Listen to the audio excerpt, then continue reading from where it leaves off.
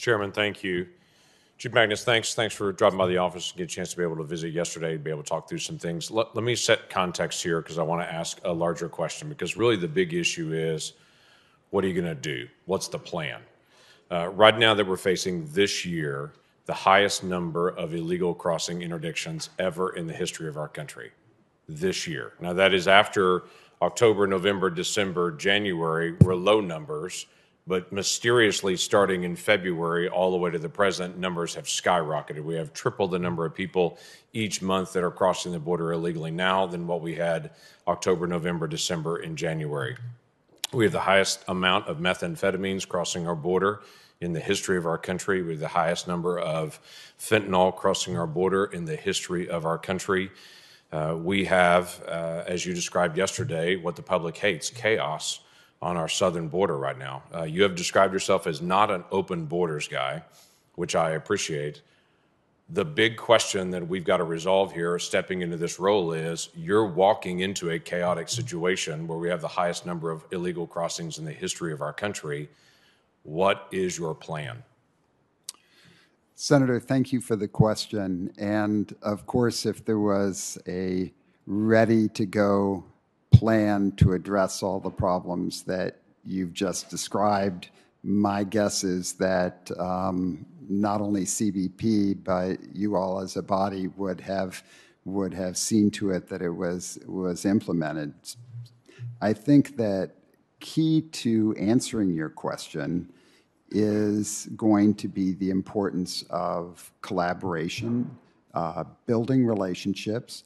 I think it's going to be important that the individuals who are making the policy decisions, which obviously include the Secretary, the President, and others, that they get accurate feedback from me based on what I'm seeing in terms of talking to the men and women at the border, in terms of talking to people in border communities. I think getting that accurate information, and as I pledged to you yesterday, my commitment is to be an honest broker around how this works, is going to be very important in terms of formulating a plan. That's something I want to be part of, is those discussions. So let me drill down a little bit more on this, and that is, how do you evaluate whether it's successful? Reducing the chaos, is that we move people across the border faster? Because when Secretary Mayorkas was in front of the Homeland Security Committee, his statement was, we're getting much better at the border, we're moving people into the country faster. They're not having to stay as long at the border in these camps. We're getting them across the border faster. So my basic question from a law enforcement perspective is, you're a chief law enforcement officer in this role, leading a lot of law enforcement folks. Is your goal to facilitate faster transition from people crossing the border into our country, or is it to prevent people that are illegally crossing our country from coming into our country? Senator, thank you for the question. And actually, I think it has to be some of both. We are always going to have some degree of people crossing the border. This has been the case now for years. We've had surges. And so we've never had a surge like this. Senator, I understand. This is the highest number ever in the history of our country. Senator, I understand your concerns, and I don't disagree with you that the numbers are very high.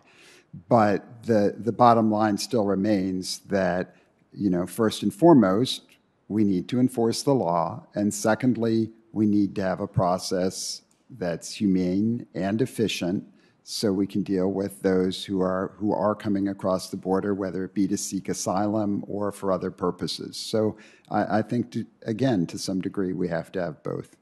So what I'm trying to drill down on is a plan in a sense. And I understand there's both at any point, but the role of a law enforcement officer is to enforce the law. We do it humanely. We do it better than anyone else in the world. So for us, we focus on humane treatment of individuals, whether they commit a crime or don't commit a crime. But we also are working in the deterrent method.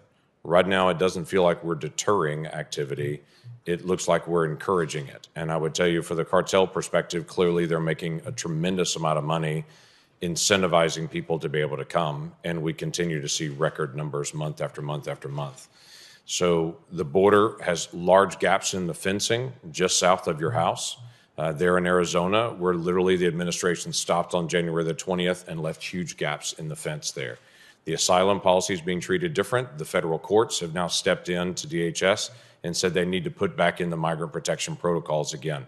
The administration has yet to be able to do that. There's not been a clear way to articulate what's going to happen to asylum, and there seems to be no answer in Title 42. All of those things together have left a border that is very porous, and all I'm trying to figure out is what is the plan, both with the fencing, how we're going to handle asylum, what's the alternative to Title 42, what we're going to do for individuals that are crossing the border as single individuals, families. It's a multifaceted problem, but there doesn't seem to be a working solution. Even when the federal courts have stepped in and said you have to put in the migrant protection protocols, the administration has yet to do it now.